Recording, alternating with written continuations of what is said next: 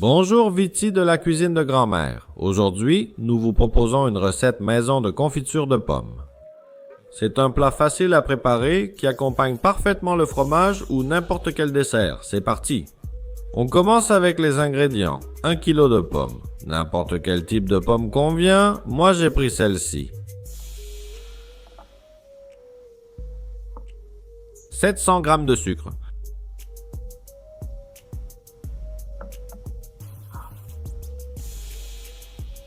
Un bâton de cannelle.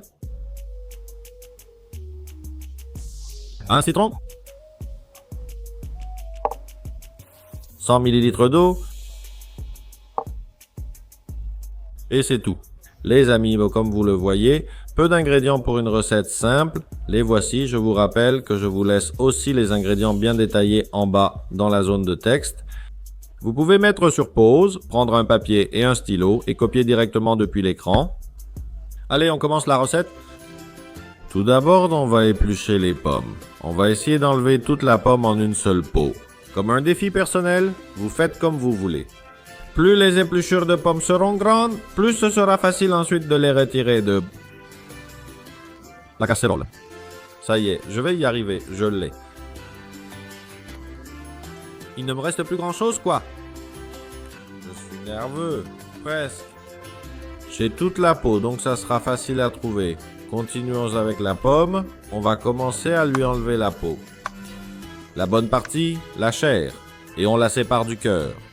On laissera le cœur à peu près un petit carré comme celui-ci. Je vais prendre ces petits morceaux, qui servent aussi, et on les met de côté. On coupe la pomme en dés. Et ainsi, une par une, toutes les pommes qui composent le kilo de pommes. Il faut bien retirer toute la partie du cœur et les couper en morceaux. Vous voyez, ce n'est pas difficile. Je finis d'éplucher la première, puis j'entame la deuxième. Et ainsi de suite jusqu'à ce qu'on ait fini. Étape suivante. C'est au tour du citron, un citron que nous allons presser et nous allons réserver le jus de ce citron pour l'utiliser pendant la recette. Voilà. On commence avec la casserole et ensuite, nous allons la mettre sur le feu à feu moyen et nous allons ajouter nos dés de pommes délicatement.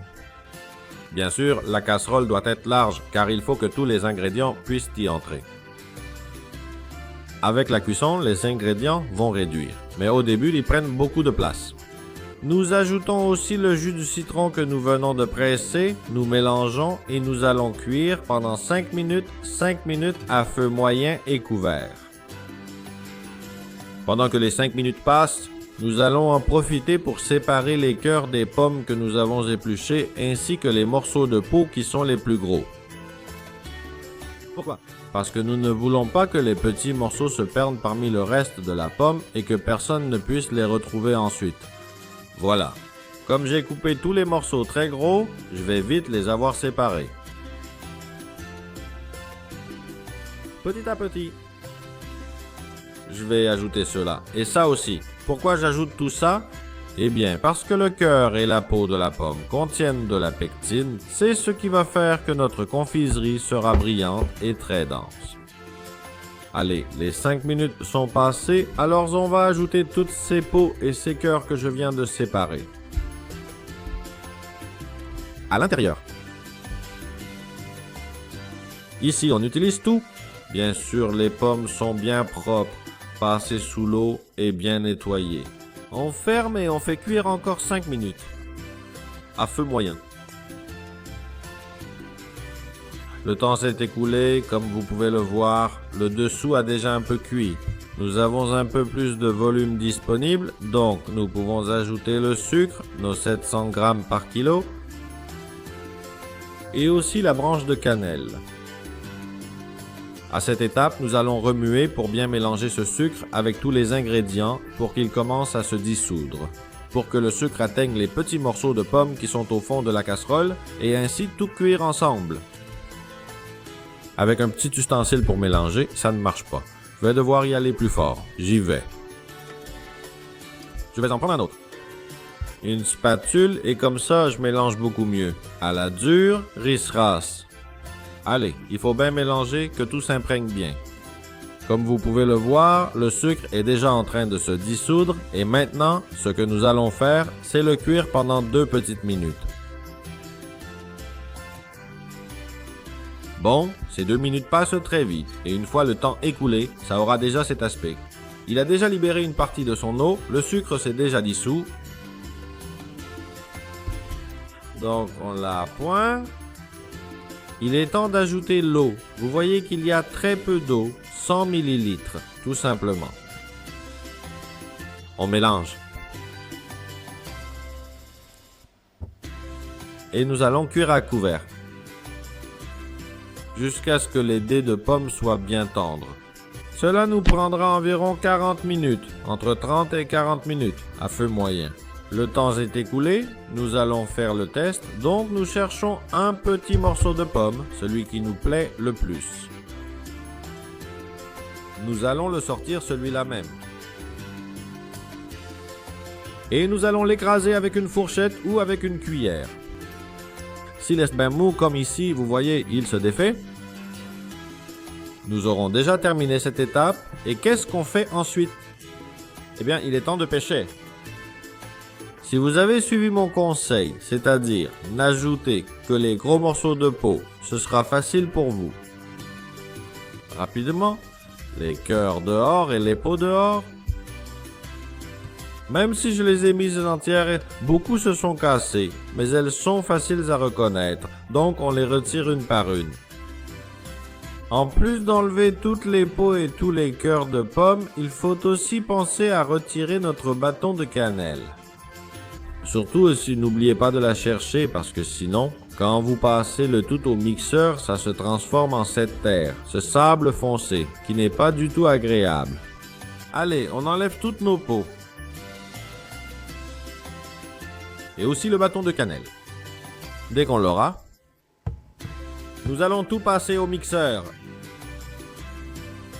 Nous allons obtenir une texture très fine, très bien mixée. Alors prenez votre temps, ça ne vous prendra pas longtemps. En 30 secondes, plus ou moins, à une vitesse rapide, vous verrez que la pomme aura perdu sa forme et sera devenue une purée assez liquide, comme vous le voyez sur l'image. Bien, on l'a déjà bien mixé. Donc ce que nous allons obtenir, c'est une forme liquide comme celle-ci, que nous allons laisser à feu moyen, jusqu'à ce qu'elle change de texture et de couleur. Cela vous prendra un bon moment, facilement 40 minutes de plus.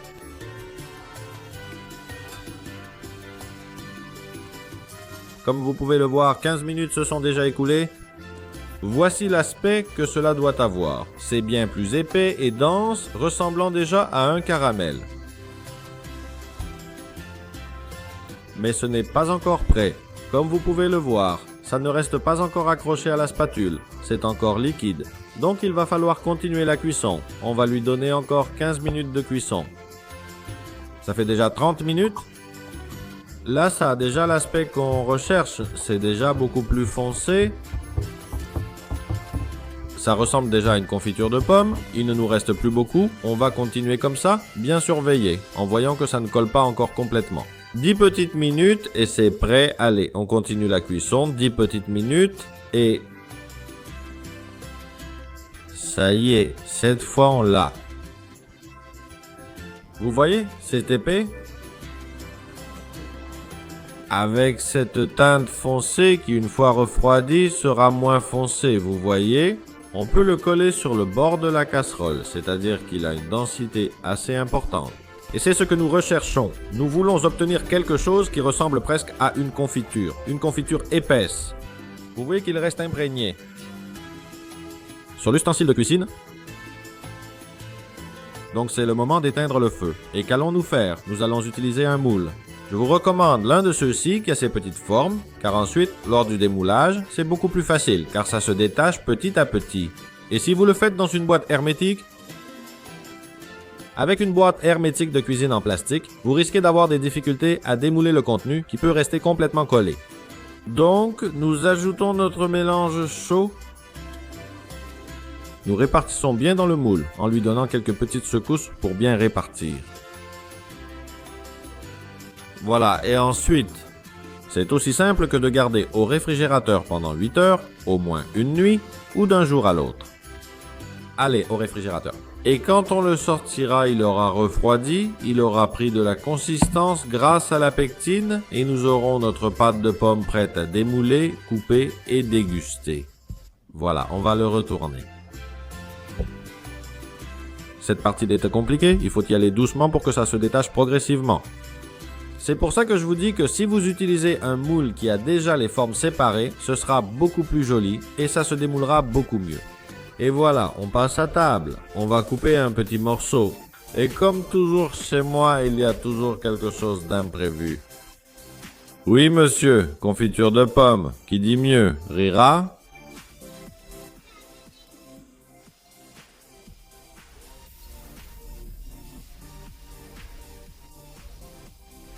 Eh ben, c'est tout. Les amis, si ça vous a plu, n'oubliez pas de me laisser un like, de vous abonner à la chaîne, d'activer la cloche des notifications et pourquoi pas de me suivre sur Instagram. Ouais, un complet.